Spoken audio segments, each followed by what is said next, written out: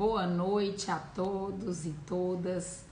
Realmente uma satisfação estar com vocês hoje à noite, discutindo sobre um tema tão importante no nosso processo de envelhecimento e qualidade de vida. Hoje nós vamos contar com a presença de um grande amigo, Dr. Paulo Catalão, que é médico anestesiologista, formado pela UFMG, fez a especialização de anestesiologia lá na UFMG.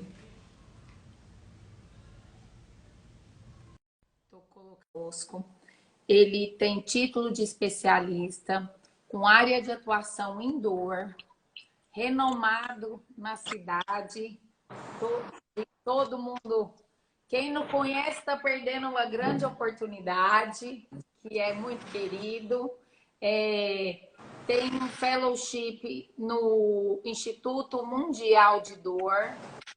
E eu acho que a melhor característica do Paulo é que ele é meu amigo. Então, eu acho que isso aí é uma vantagem dele, né? E ele é mineiro, né? Das raízes do meu pai, né? Esse mineiro querido, acolhedor. E ele tem uma experiência vastíssima. Foi super prazeroso na hora que eu mandei para alguns contatos que ele seria o convidado de hoje à noite. E o tanto que foi, eu recebi palavras muito acolhedoras.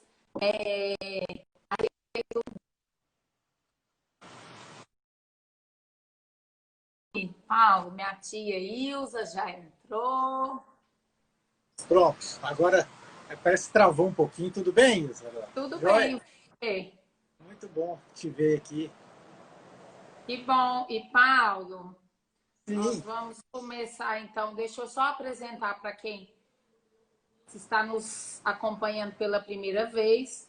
O Grupo Viver Melhor nasceu da vontade de três amigas de mostrar uma nova perspectiva para esse processo de envelhecimento. Mostrar que esse processo pode ser prazeroso, pode ser feito de uma forma saudável, que a qualidade de vida pode sim acontecer. Então, é um grupo que se procura em trazer conhecimento para o público geral, agregar valores para esse processo de envelhecimento, dar dicas e aproximar produtos e serviços, então apresentar empresas para esse público. Nós trabalhamos com consultoria, com cursos, então é um prazer ter alguém de tanto renome entre nós, e aqui vai ser um bate-papo. O público vai, quem estiver nos assistindo vai fazer perguntas e assim nós vamos interagindo. Então, começando com as perguntas. Será a dor a grande companheira do envelhecer? Essa pergunta eu acho que ela é muito capciosa, porque a gente vê na prática a ideia que as pessoas têm que ela está relacionada ao envelhecimento com dor, né? Essa cultura que foi criada por diversos motivos. E acho que muito isso está relacionado a um pouco do modelo biomédico, que é um modelo que fixou muito no nosso meio.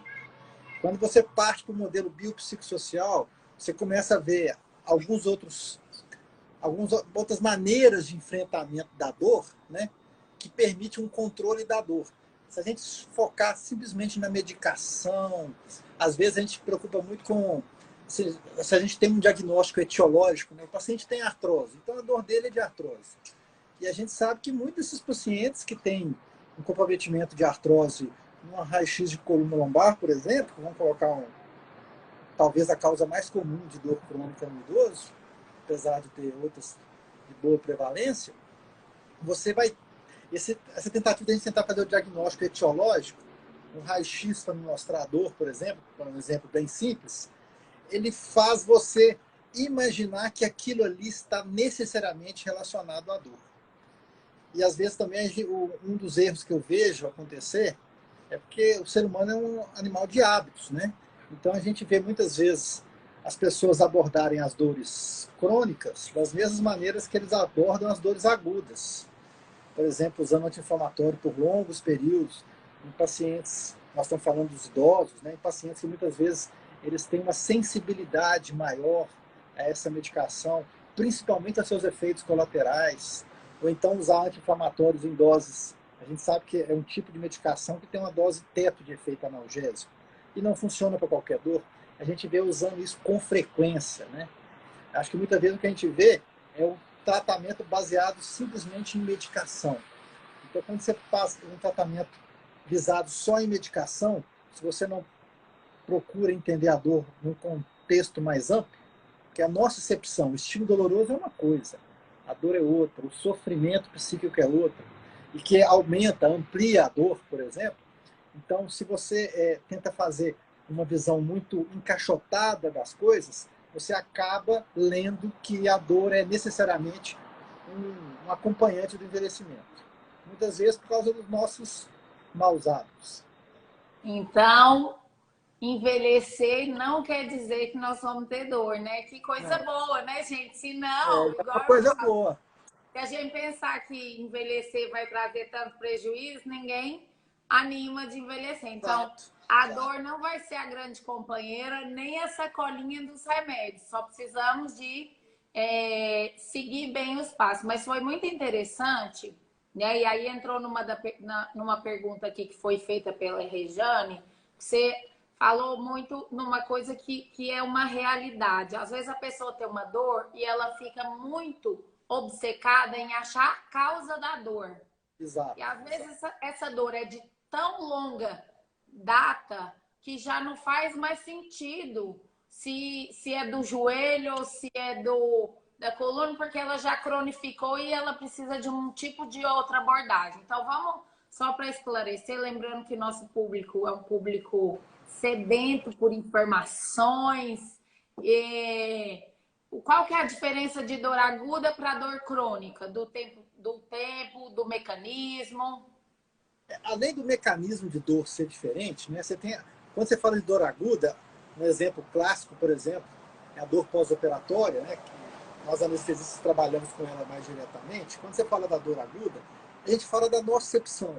A gente fala de um trauma que foi submetido para o objetivo de corrigir uma certa doença de tratamento cirúrgico, muitas vezes. Só que o mecanismo dela ele é mais claro em termos de resposta inflamatória, da cascata inflamatória, né?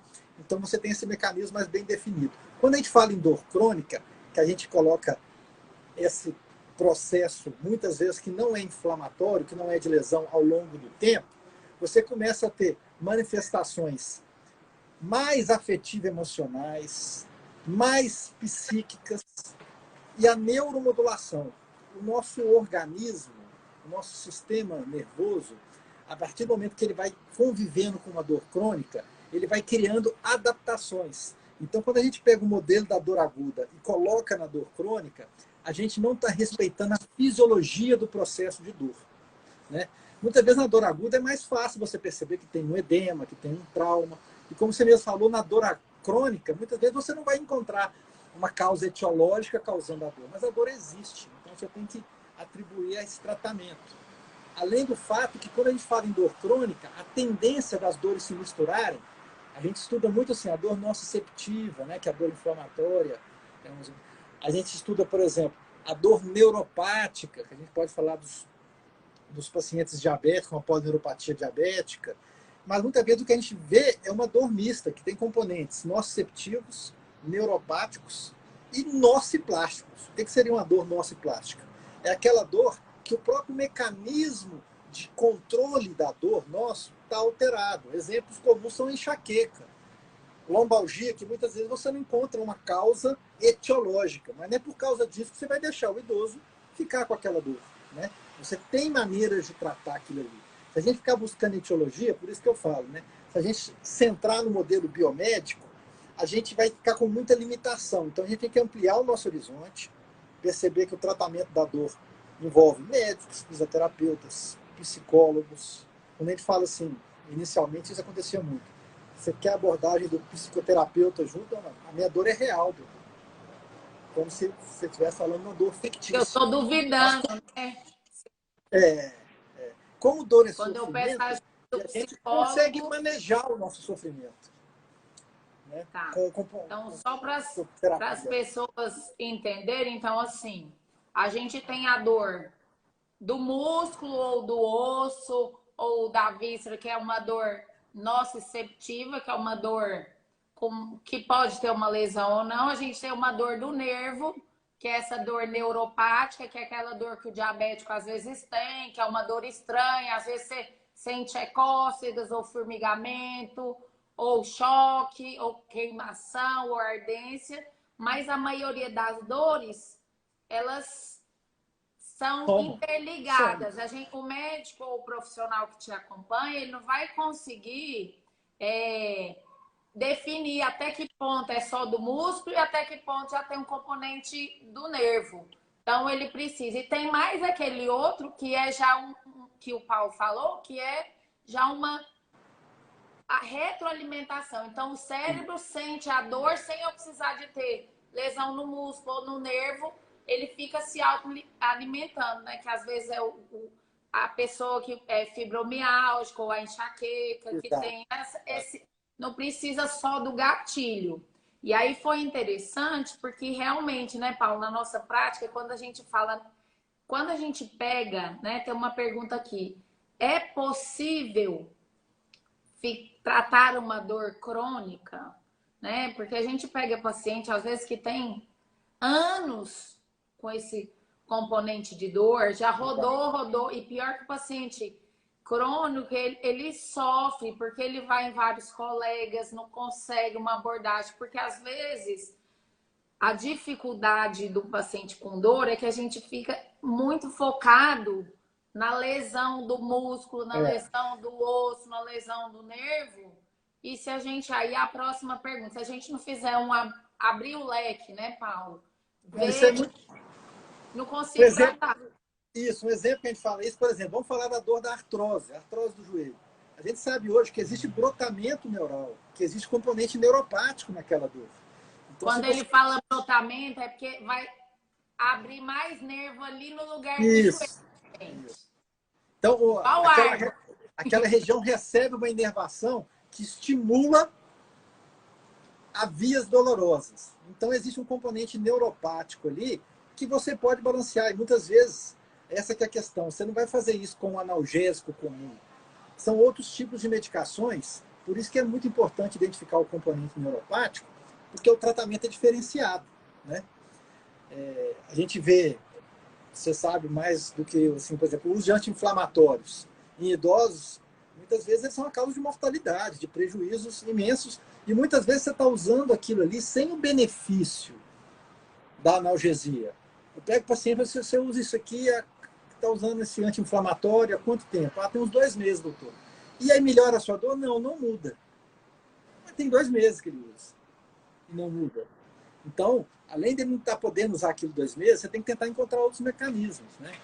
Tratar com outras medicações. E você falou um caso super interessante. Não é incomum na nossa prática, às vezes o paciente tem uma artrose no joelho. De longa data, dor de muito tempo, uma dor que às vezes é incapacitante. E aí ele resolve operar. E mesmo operando, a dor às vezes persiste.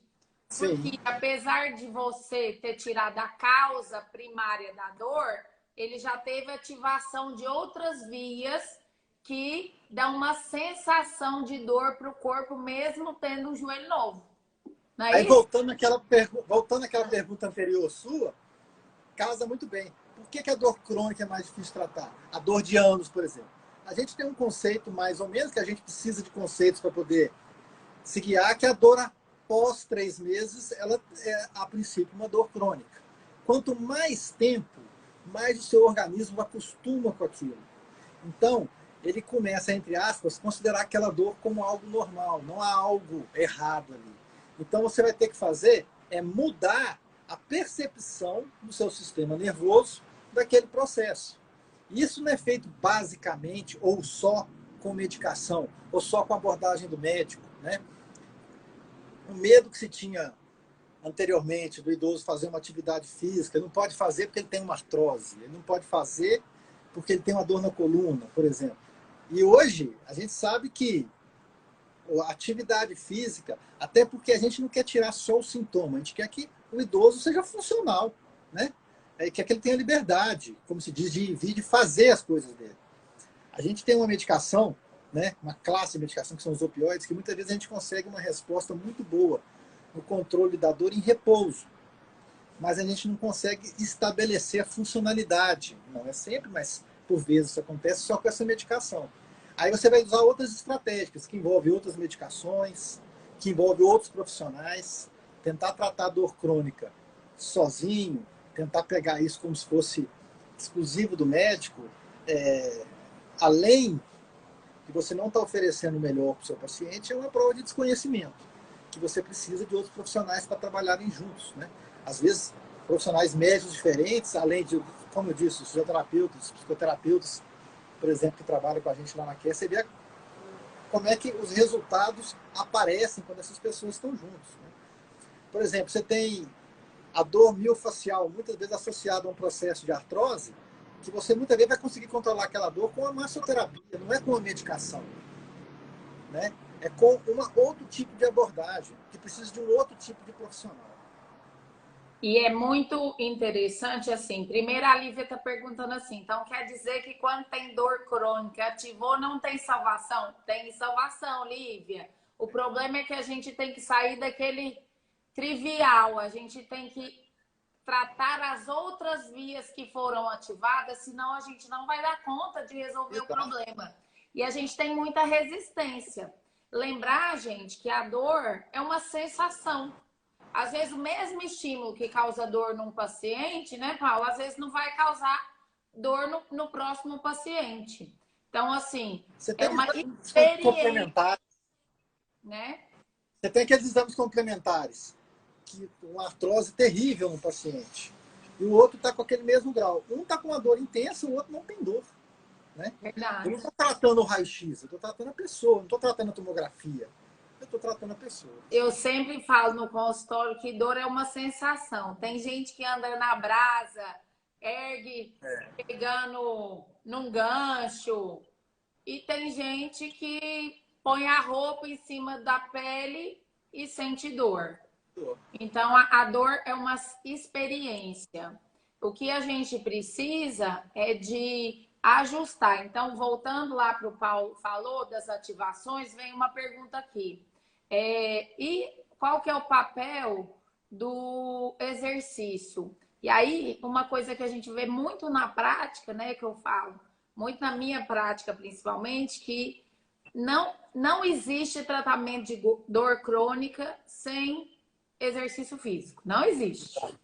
Não vou chegar com uma varinha e vou dar um remédio que a pessoa. É um conjunto de abordagens.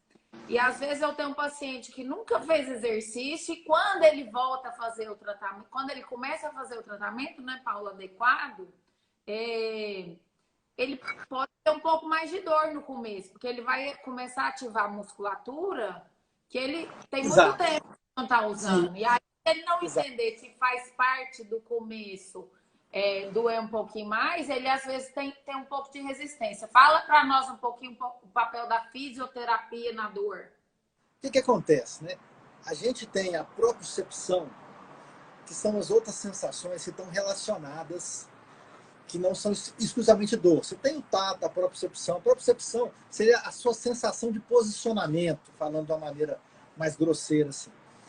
Quando você tem a imobilidade, essa propriocepção ela fica pobre.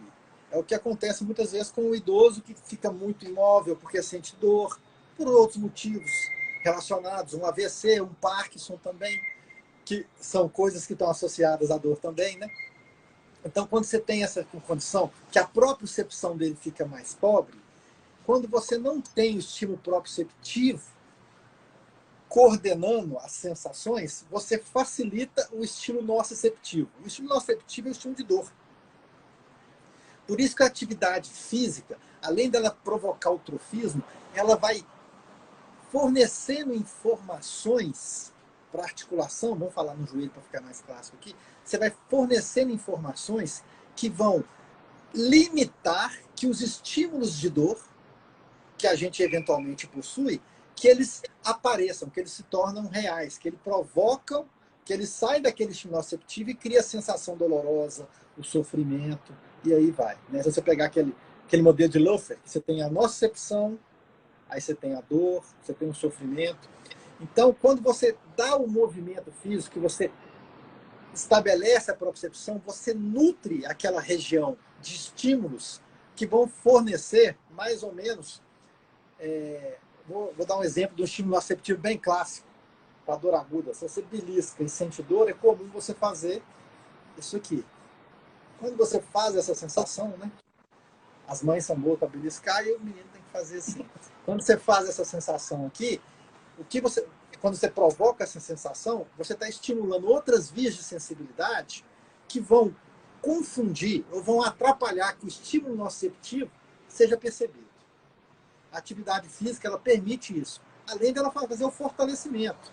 Uma musculatura frágil, ela é um caminho para sentir dor. Né? O fortalecimento das suas estruturas é um dos mecanismos que a gente tem para evitar dores crônicas.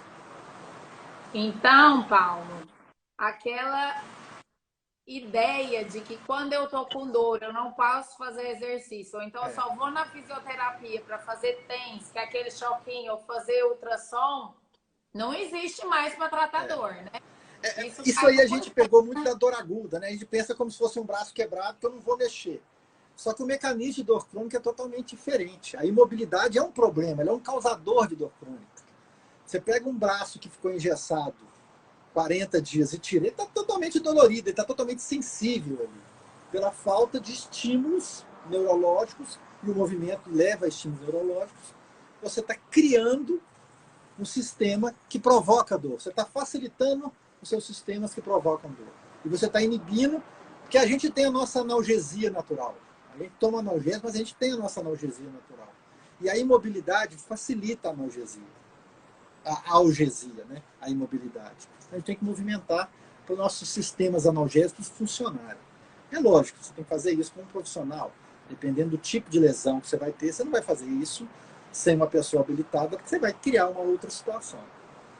Então, o ideal é que, diante de um quadro de dor crônica, né, tem uma pergunta aqui do Maia, 213, que ele tem um problema no joelho. Então, é importante a reabilitação com movimentação e com fortalecimento. Lembrando, que a gente já disse mais de uma vez aqui, que o processo de envelhecer, ele acarreta um pouco de perda de massa muscular, né? E essa perda, junto com a dor, tende a você ficar parada, aí você perde mais massa muscular, aí você tem mais dor, aí você sobrecarrega mais a articulação, machuca mais a articulação. Então, o papel do exercício é para fortalecer, para ganhar massa, para estabilizar a articulação melhor, né? Então, é importante que, diante de um quadro de dor crônica, que a gente faça exercício. Mas é difícil, né? Não estou falando que é fácil, não. E tem paciente que nunca fez exercício. Mas que é possível. Você fala assim, vamos começar a fazer exercício. Não. Eu brinco que o jovem vai na academia, o dia bom é o dia que até o cabelo doeu, né? O idoso vai fazer exercício, não quer sentir nada, quer voltar e falar, não, doeu demais. Vai doer no começo, mas é processo do tratamento. É o processo de tratamento. Igual uma cirurgia dói no início. Você fez uma cirurgia para corrigir uma hérnia discal que, naquele caso, está dando sintomatologia que você realmente precisa operar aquele paciente específico. Você tem uma dor pós-operatória para você passar, faz parte do processo de cura. E isso aí, quando os métodos não são cirúrgicos, também acontece, né? Também acontece. E, Paulo, vamos falar um pouquinho, porque nós estamos num período bem tenso, né? Principalmente aqui em Goiânia, no Brasil e no mundo. Eu falei, gente, está tão tenso que antes dava problema, a gente falava, vamos mudar do Brasil, agora tem que mudar de planeta. Não adianta, tem que ficar por aqui. Já que a gente está tão tenso, será que essa carga emocional que a gente está vivenciando, esse estresse, isso pode intensificar esse quadro de dor? Claro. Na verdade, você vai criar um leque de doenças, né? Um leque de sintomas, e a dor crônica vai estar entre eles, né? Porque você começa a ter alterações que bloqueiam vários dos seus mecanismos analgésicos. Uma pessoa que dorme mal, por exemplo, que é um traço comum da fibromialgia. Uma pessoa que dorme mal, por exemplo, ela tem tudo para dormir pior nessa situação que a gente está vivendo agora, de incerteza, de ansiedade, de angústia. Então, e parte da nossa reserva analgésica precisa de um sono adequado. Uma pessoa que está com um quadro de depressão, a depressão ela tem uma associação muito grande com dor crônica, porque ela depleta as suas reservas analgésicas naturais, como eu disse. Então, quando você tem um paciente que tem uma piora depressiva e ele tem um quadro de dor crônica, a tendência é aquilo ali melhorar. E não é para a gente achar assim, então está na cabeça dele. Na verdade, toda dor está na cabeça. Se você arrancar a cabeça da pessoa, não vai sentir dor. Mas, então, toda dor está na cabeça da pessoa. Só que, assim, isso não quer dizer que a dor está sendo criada por ela. É lógico que a gente pode ter o que a gente chama de reforçamento, né? Os psicólogos gostam de falar assim, um reforçamento negativo. Uma ideia de reforçamento negativo é essa. Não, eu não posso fazer isso, não, porque minha coluna é de vidro. Se eu fizer isso, eu vou sentir uma dor terrível, vou ficar travado. Então, esse tipo de reforçamento negativo, eles têm tudo para acontecer. Por exemplo, a pessoa que faz uma atividade física regular, como é que vai fazer uma atividade física regular nessa situação que a gente está fazendo com tranquilidade? Você pode até fazer, mas é um risco-benefício que você está equilibrando ali, que às vezes é difícil de medir. Mas, então, o que acontece é que nos quadros, igual a gente está vivendo, várias situações tendem a hipertensão, essas coisas, e uma delas é, sem dúvida, a dor crônica.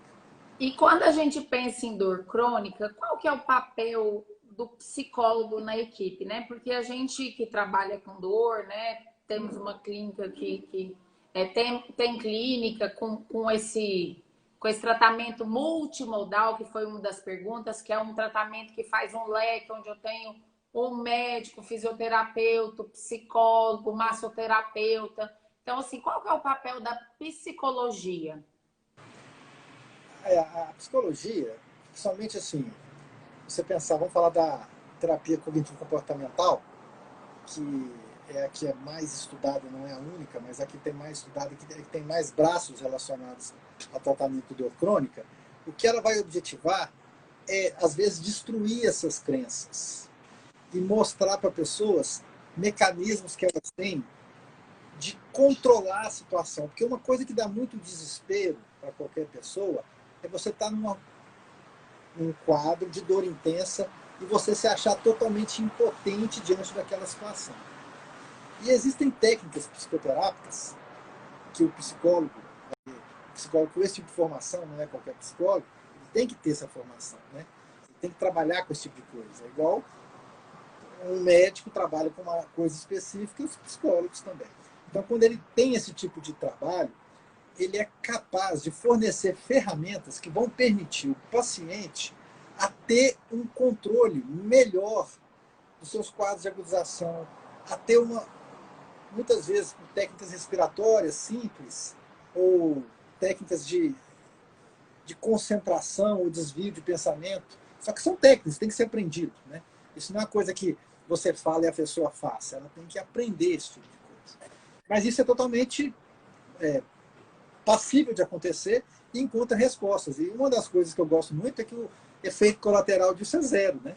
Diferente de uma medicação, diferente de uma infiltração, diferente de uma neurolise que a gente faz, diferente de uma cirurgia. Todas essas ferramentas, elas têm sua utilidade. Mas em alguns momentos você está correndo certos riscos com elas. E com essas abordagens psicoterápicas, né, principalmente dentro da linha cognitivo-comportamental, a Daniela trabalha, a Adriana trabalha com a gente lá, você vai ter esse tipo de ferramenta que vai facilitar o paciente manusear aquela dor, porque aquela dor não necessariamente vai se transformar em sofrimento, que é o que a gente quer evitar. E você falou uma coisa tão interessante aí que eu lembrei de uma paciente. Ó, gente, quando a gente manda para psicóloga, a gente não tá achando que vocês estão doidos, a gente já quer mais uma abordagem. E eu tenho uma paciente com uma dor crônica de longuíssima data, que já tentou de tudo. Essas técnicas milagrosas, injeta tal coisa, e nada. E aí eu, numa luta, te convencer. Lá e nessa época de quarentena, eu falei, não, pelo amor de Deus, a senhora vai fazer, faz por teleatendimento. E ela voltou e falou, doutora, por que eu demorei tanto? Minha vida é outra. E ela já tinha feito tudo você falar, que se falar assim, vira de cabeça para baixo e dá 3 passos, ela já tinha feito. Então, assim, às vezes a solução está bem mais próxima, mas a gente tem um pouco de resistência. Então, é importante esse olhar, né? Que o tratamento da dor exige uma equipe. E uma outra coisa importante que você falou, porque às vezes eu fico meio até com culpa, falar, ó, vai... Assim como na área da medicina a gente subespecializa, né? Então, você é anestesista, eu sou geriatra, e a gente às vezes gosta mais de uma área do que de outra, né? Nas áreas afins, então na psicologia a gente tem profissionais especializados nesse quadro. Então, dor crônica, às vezes você precisa de ajuda de alguém que tem uma vivência maior para você ter um resultado mais assertivo, né? Porque se a gente Sim. fica muito só pensando só em remédio, a gente não É. vai. Se eu não tiver uma equipe que converse e acrescente também, né? É o que eu falo, aquela questão do modelo biomédico. Por isso que eu gosto de falar que a Care trabalha com a reabilitação. Não é só deixar você sem dor, é permitir que o idoso ele tenha autonomia de ir no banco sozinho, de fazer as compras dele, de ter resolutividade na casa dele, de afastar um móvel, de organizar aquilo ali. Então, assim, é aumentar a função da pessoa, né? E muitas vezes, para isso, você precisa de abordagem de um bom fisioterapeuta, de um bom psicoterapeuta. Você precisa, às vezes, tirar uma medicação, muitas vezes a gente melhora o paciente, em vez de dando um remédio, tirando um remédio e oferecendo outros modelos de tratamento, né? Às vezes uma infiltração que você faz ali no paciente que está tendo a bursite trocantérica, que dificulta que ele caminhe e predispõe ele a quedas e fraturas. Você sabe o que é a queda no paciente idoso? Então, às vezes, você faz uma infiltração e ele segue ali, faz uma reabilitação ali, que vai dar mobilidade, equilíbrio, força, para que ele caminhe e que não tenha uma fratura de colo de fêmur e que pode, no médio prazo, até matá-lo. Né? E ó, só lembrando, quando a gente manda fazer exercício, não é porque a gente quer judiar de vocês, não. É porque a gente quer vocês. Eu brinco, tem uma filha de uma paciente que fala, doutora, eu só vou para academia porque eu lembro de você. Eu não quero correndo maratona, eu quero levantando da privada. Né? É conseguir ir ao banheiro sozinho. Isso para o idoso é muito importante. E aí, Paulo, se a gente então já descobriu que a dor não vai ser a grande companheira do envelhecimento, se a gente se preparar, seriam os analgésicos, anti-inflamatórios, o Dorflex, a Novalgina, a sacolinha de remédio, a grande companheira? O que você me fala um pouco do que a gente tem moderno de tratamento, de remédio, de intervenções? Você que é anestesista, você faz muitas intervenções. Conta um pouquinho para nós. Quando eu faço uma intervenção, geralmente ela está numa cadeia de tratamento. Né? Geralmente a gente associa lá na Care, é relativamente comum a gente, vamos fazer infiltração, eu quero que o Thiago, que a Jéssica, que o Diogo veja esse paciente logo depois. Esses procedimentos geralmente são procedimentos ambulatoriais, não é uma cirurgia, não é de uma complexidade, e aí o paciente pouco tempo depois tem alta do hospital e eu queria que ele fosse na clínica para iniciar o processo de reabilitação. Porque muitas vezes, quando eu tiro aquela dor intensa daquele momento, é a hora da gente reabilitar. Eu falo que eu não trato, eu tiro a dor para o paciente tratar. Né? Porque a partir do momento que a gente diminuiu aquele componente doloroso que impede movimentação do braço, se for, por exemplo, uma hérnia discal que dificulta que o paciente caminhe ou que faça certos movimentos. Gente, hérnia discal, hérnia de disco na coluna. Ou então uma sacroiliaca, que a pessoa está com uma dor na sacroiliaca, que está com uma dificuldade de sentar, esse tipo de coisa. E muitas vezes você vai conseguir, num segundo momento, quando você tira a dor ali, reabilitar para que não, posteriormente aquilo ali não volte, né? Porque, como a dor crônica, eu brinco, a pessoa chega assim, doutor, estou com dor há 1 ano e meio. E ela quer sair dali e fazer uma infiltração que a dor acabe, né? É igual É, emagrecer. Todo mundo quer, isso. da noite pro dia, perder 10 quilos. Gente, é impossível. Já tentei, não dá certo. Só que quando eu faço uma infiltração, ou então até uma neurológica, né? A gente faz uma radiofrequência da região lombar ou cervical, que na verdade você denerva as facetas, as articulações que estão dolorosas, só que essa denervação ela é parcial. A gente espera que o nervo se reconstrua, né? Tanto que você pode fazer aquilo mais vezes. Aí quando eu faço a radiofrequência, muitas vezes o paciente já está sem dor, mas ele precisa fazer as atividades físicas para aquela reestruturação nervosa acontecer num ambiente saudável, de movimentos adequados. Então não adianta fazer aquilo e ir embora. Você vai acabar voltando depois de um certo tempo, curto tempo, porque você não completou o tratamento, né? Você fez a parte que não dependia do seu esforço, mas a parte que dependia do seu esforço você não fez. Então você tem que completar aquilo ali que você está fazendo, né? Então, muito interessante, porque você abordou uma coisa que às vezes fica, fica a sensação de que a cirurgia não foi bem sucedida, né? A culpa é do médico. Então, É, assim, todas as intervenções, ela faz parte de um planejamento, de um tratamento. Então, planejamento era você faz uma abordagem e você planeja depois a fisioterapia para estimular o nervo, para estimular o músculo, para estabilizar a articulação. Então, assim, se você faz o procedimento, mas não faz o tratamento todo planejado, você acaba até perdendo o que já foi feito. Às vezes você você perde o que você fez. Exato. fica até. E aí você fica frustrado porque você botou todas as expectativas só no procedimento e você não fez o tratamento como um todo, Completo. não é? Aí a É pessoa igual quando a gente quer depois vai querer emagrecer. encontrar a culpa em alguma coisa específica, mas você tem que fazer o que foi proposto para fazer, né? Então, não adianta só o procedimento, a gente precisa de fazer todo um tratamento posterior, né? E outra coisa que às vezes também a gente fica pondo todas as fichas nos remédios, aí tá com aquele tanto de remédio, dose alta, cheio de efeito colateral, né? É, e aí, mais uma vez, tem uma pergunta aqui de medicamento para paciente com dor refratária. Além de medicação, também um quadro de depressão e ansiedade, como é que a gente faz? O Luiz está perguntando. Então, Luiz, o Paulo vai reforçar, mas hoje em dia a gente tem que tratar o leque, não é isso, Paulo? Quais os Tá, remédios?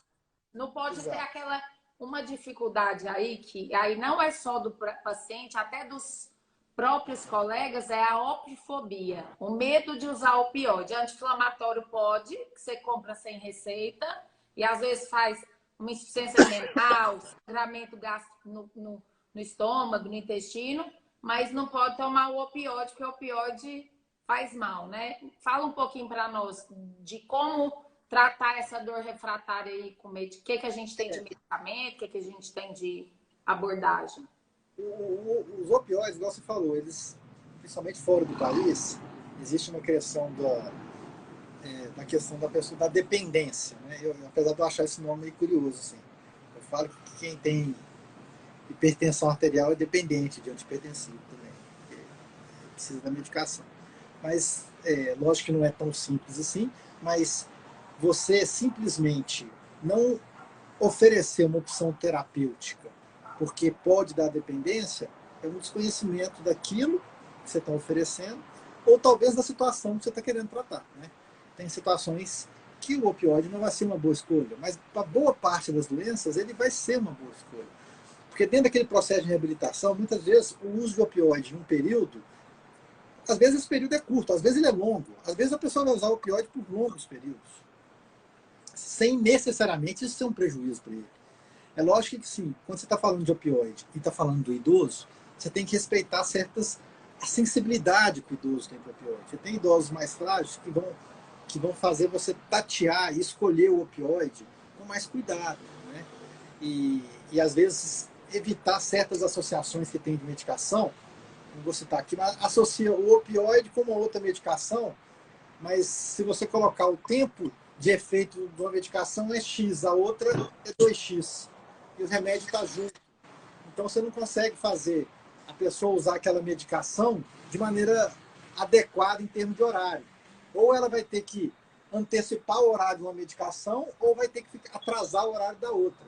Então, se você pega opioides, que são medicações que você visa controlar a um tempo maior, você tem que titular para aquele paciente específico. Muitas vezes uma dose baixa de opioide no idoso, né, principalmente quando fala do idoso que é muito funcional, você faz uma dose baixa de opioide, doutor, não melhorou, você vai tateando, depois de 2, 3 dias você encontra a dose adequada e ele volta a ser funcional e fazer aquelas coisas ali. Às vezes demora um pouco mais de tempo, você vai associar a outra medicação, né? Uma das maneiras que a gente tem para evitar os efeitos colaterais dos opioides que as pessoas têm tanto medo é associar com outras medicações e diminuir a dose que vai ser prescrita ou mudar o jeito que vai ser administrado. Você tem hoje os adesivos de opioide, né?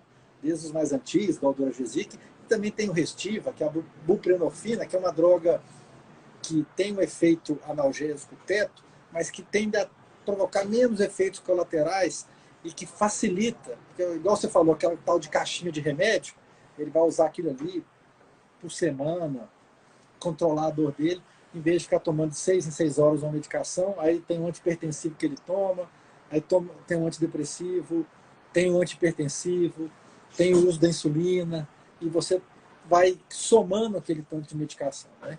E muitas vezes você consegue, com uma medicação de uso constante, ainda mais se for um adesivo, como nós estamos falando aqui, você vai conseguir facilitar o manejo diário, que também tem que ser levado em conta, né? Você não quer que a pessoa fique tomando 20, 25 comprimidos por dia. E também lembrar aí, assim, da facilidade que hoje o mercado tem uma vasta apresentação e então a gente pode adequar para o paciente. Que hoje Exato. a gente, dor crônica, a gente tende a usar 2, 3 tipos de remédio diferente que agem em vias diferentes. Sim.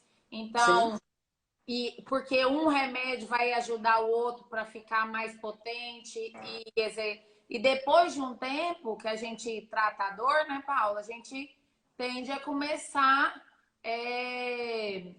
tirar a medicação, Exato. tirar titulando. Tanto a gente titula para mais para ficar sem dor, E como a gente depois você vai titulando para baixo. para E menos. quando a gente faz com a reabilitação, então, aí que você vê o paciente que ficou bem reabilitado, você vai tirando o remédio dele com certa facilidade, né? O paciente que aderiu, que teve uma boa resposta ao processo de reabilitação. E hoje a gente tem no mercado tanta Opção. opção para dor que não existe mais dor crônica, não existe mais dor refratária, só existe dor mal cuidada, né? Mal Eu acho que tratada. a gente tem uma série de possibilidades terapêuticas que, que você precisa aumentar o seu leque, né? Eu falo que às vezes, assim, num paciente específico, às vezes eu prefiro que ele faça um bloqueio anestésico, uma radiofrequência, que ele fique usando medicações pela fragilidade daquela situação, por uma questão específica dele. Já em outro paciente, às vezes com o mesmo tipo de dor, é muito mais fácil eu tratar ele usando um adesivo de opioide, ou usando um Coxib, né, um anti-inflamatório menos agressivo, por um período de 7 a 10 dias, enquanto ele faz uma reabilitação, numa dose menor. Essa questão que a gente falou de dose, que serve para opioide, serve perfeitamente para drogas como os anti-inflamatórios, tanto os convencionais quanto os atuais, como o Coxib. Ou você associa, por exemplo, o inibidor de bomba de prótons naquele momento agudo, assim, para evitar Um efeito uma colateral. agressão, uma agressão gastrointestinal maior, alguma E coisa assim. você falou uma coisa bem interessante aí, é que o tratamento é individualizado, né? Às vezes são 2 pacientes com o mesmo quadro de dor, Você vai tratar um totalmente Você diferente. vai tratar um totalmente diferente do outro. Essa aqui anda a beleza da medicina hoje é isso. A pessoa ela é exclusiva, né? O tratamento ele é exclusivo, individualizado. Pena que hoje em dia eu não estou podendo abraçar ninguém, porque já começa no abraço o É, tratamento, o acolhimento, o abraço é terapêutico. não é? É super terapia. E o ambiente, a música, o acolhimento, então isso tudo faz parte, né? Também E acho. aí, lembrando que hoje chegou outras classes, então, para dor refratária, está muito em voga o canabidiol, né? Que tem o seu uso. É claro que, como tudo na medicina, tudo é muito bem, né?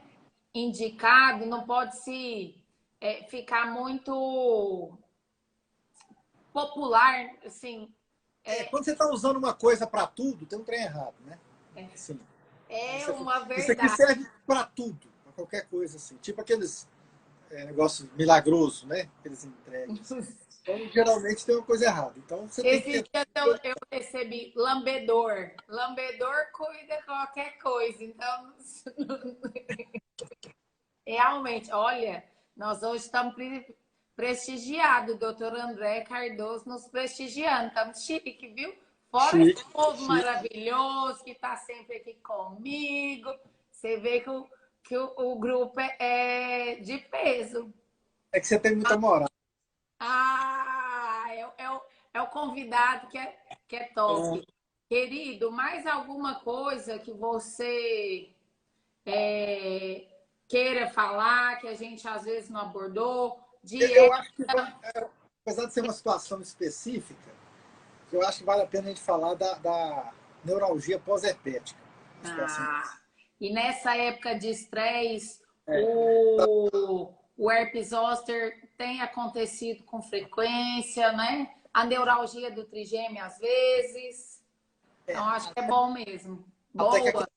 a questão da neuralgia pós-herpética, na verdade, né, é um vírus que quando é criança, na imensa maioria das vezes, é uma coisa tranquila, o vírus da catapora, o varicela, e você pode ter uma recrudescência no idoso, cai um pouco a imunidade celular, nós temos dois tipos de imunidade assim a princípio, né, um oral e celular, e nessa queda você facilita que apareça o herpes zoster, conhecido também como cobreiro, um dos nomes comuns. E além da dor que ele provoca, geralmente você tem uma sensação de desconforto antes, ele pode acontecer em diferentes lugares, geralmente é um lastro, mas pode pegar rosto também, um tórax na perna. E com o passar da idade, né, se você pegar um idoso, a gente não pode achar que um idoso de 65 anos é igual a um de 85, é igual a um de 90 anos. Então, quando você pega um idoso octogenário, por exemplo, você tem mais chance que aquilo se cronifica, que a gente chama de neuralgia pós-herpética. E dentro do que a gente falou, ela encaixa muito bem naquela questão de não esperar, né? Você tratar uma neuralgia após um zoster de 2 meses, de 1 mês, é totalmente diferente de tratar depois de 1 ano, 6 meses. Né?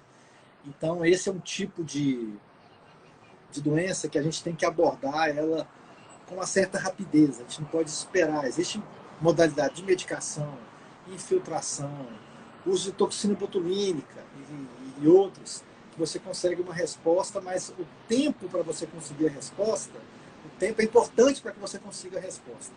Então, você chegar aqui com 2 anos, às vezes a gente pega um paciente com muito tempo de zoster, até porque às vezes o idoso, o jeito que ele manifesta a dor, muitas vezes ele não fica queixando, ele vai ficar retraído, ele passa a desenvolver, ele fica retraído das atividades sociais, ele passa a se envolver menos com a família, com o que ele gosta de fazer, e às vezes essa é a manifestação de dor dele. Né? Ele não vai chegar e falar todo dia está doendo, está ruim aqui. Ele vai manifestar de outras maneiras. Por isso que a gente tem que individualizar o paciente, que muitas vezes, eu nem vou entrar no quadro dos pacientes, às vezes, que estão com grau de demência, que muitas vezes o comportamento deles é a cola para a gente perceber a dor. Então, existe um certo grau de sensibilidade para a gente entender o que esse paciente está passando e fornecer o tratamento deles. Muitas vezes a gente faz uma prova terapêutica e observa a mudança de comportamento, a melhora do sono, de irritabilidade fica menor, a agressividade de um idoso com grau de demência maior, às vezes você melhora fornecendo analgesia, né? Fornecendo tratamento da dor, do sofrimento dele. E muitas vezes, os sinais que a gente está associado a uma dor aguda, né? Quando a gente tem uma dor muito intensa aguda, por exemplo, a palidez, a sudorese, essas coisas, elas não surgem na dor crônica, via de regra. Então, se o idoso não puder se manifestar adequadamente para você, muitas vezes você vai acreditar que aquilo ali não tem importância. Muito interessante. Então, porque o zoster vai tá mais comum, né, nesse momento que a gente está vivenciando, porque o estresse diminui a imunidade, e aí aquele cobreiro aparece. Se não for abordado logo, pode cronificar e é mais difícil de tratar. E muito importante, porque não é todo mundo que responde à dor verbalizando, ou às vezes a pessoa nem tem mais a capacidade de verbalizar. Então, realmente, pacientes com demência avançada, Alzheimer, que já não verbalizam, toda vez que ele apresentar, às vezes, uma mudança de comportamento, é importante a gente avaliar se não tem alguma coisa que está trazendo desconforto e fazer uma prova terapêutica, tratar uma possível dor e ver como isso. Porque o paciente acamado, né? Eu brinco que o dia que a gente passa o dia inteiro deitado, o corpo já fica meio dolorido. Exato, já é ruim, exato. O paciente que tem anos que está acamado, né? E aqui eu achei... fala. E a gente perceber que, por exemplo, muitas vezes você tem um paciente que teve um AVC, perdeu uma mobilidade parcial no ombro ali, desenvolve uma dor naquele ombro específico ali, e fica sempre sendo tratado do mesmo jeito. Mas aquela dor piorou depois de 6 meses, 1 ano. Será que não tem uma síndrome facial? Será que não congelou um ombro, que a gente fala, né? E que você tem que oferecer outras possibilidades terapêuticas para o paciente. O caso, às vezes, sequela de AVC ou de membro amputado, né, Paulo? Hoje em dia tem tanta tecnologia a nosso favor, novas técnicas. Precisa de adequar o tratamento à realidade do paciente. É, verdade. É igual aquele negócio. A gente não trata a etiologia, a gente trata aquele paciente, né? Achei bom que o Gouveia colocou que se bebida melhora a dor. Depende do grau de embriaguez, Gouveia. Porque se é muito embriagado, não deve sentir dor mesmo. Mas talvez você tenha aquela ressaca depois, né? Pô, aí às vezes piora, né? Tem uma pergunta aqui. Quem já teve herpes zoster pode ter um novo episódio. E pode ter dor depois de um tempo. Então, pode ter sim um novo episódio. Pode ter dor depois de um tempo, Paulo? Pode sim. Então, você pode ter recrudescência daquele sintoma ali. E muitas vezes o paciente tem até a cura da pele e tem a alteração dolorosa naquela região. E muitas vezes os desavisados, tanto da área de saúde como os familiares e tudo, tem que acreditar que ele está exagerando naquele sintoma. Tem que lembrar que ali, né? E a gente tem que lembrar que a dor do herpes zoster está entre as dores que provocam mais sofrimento para o ser humano. Então, você negligenciar uma situação dessa, você pode deixar uma pessoa num sofrimento intenso sem oferecer as possibilidades terapêuticas dignas para aquela pessoa. Verdade. E dor está relacionado com sofrimento e a gente não pode ser imparcial, né? A gente tem que acreditar. Lembrar que às vezes pode até ser uma dor que tem um componente físico menor do que o componente psíquico, emocional, mas ela precisa de ser abordada, né? Sim. E se o componente psíquico é maior, aborde mais o componente psíquico da dor. Não quer dizer que não está sofrendo porque tem um componente psíquico maior. Pessoas com depressão avançada tendem a ter mais dor. Se você melhorar o tratamento daquela depressão, ela vai sentir menos dor. Ela não está fingindo que está sentindo dor. Ela tem um componente doloroso mais intenso, porque as suas vias analgésicas, que a gente chama de descendentes, né, que vem do cérebro para as regiões dolorosas, elas estão funcionando menos por causa do quadro depressivo. Tem uma pergunta aqui da Cláudia sobre a vacina. A vacina do herpes zoster, que a gente já tem atualmente no Brasil, ela é disponível a partir dos 55 anos. Mas pacientes mais jovens que têm quadro de herpes zoster, às vezes recorrente, aí vai a avaliação do médico para, mais uma vez, individualizar se tem indicação ou não.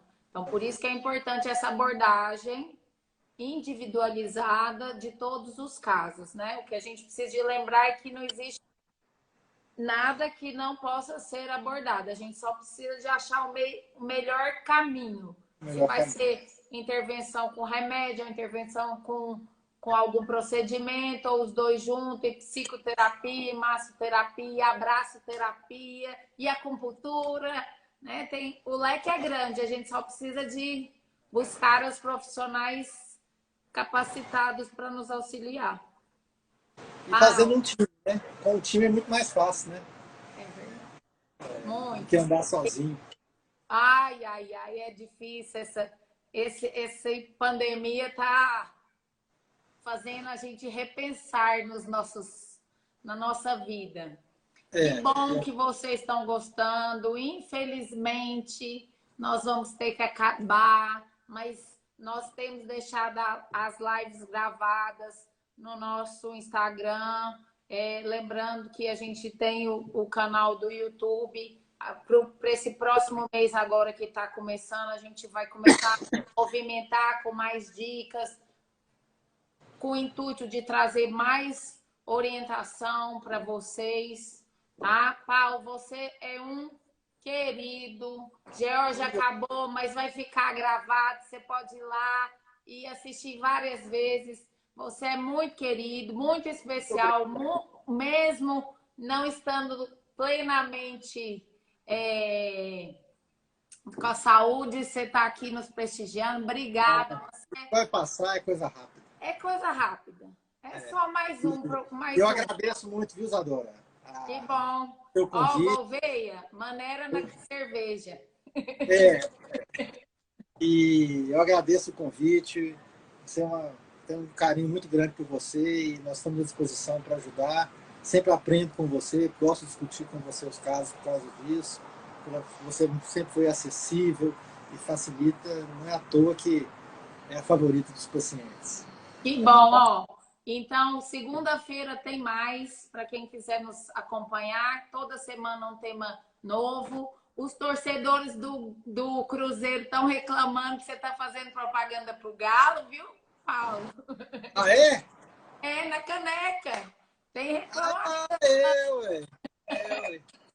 E que bom. Um beijo para a dona Cotinha, para a dona Lobinha, para todo mundo que nos prestigiou. Muito obrigada e até segunda-feira que vem. Beijo, Paulo. Melhoras. Beijo grande. Tchau, tchau. Tchau.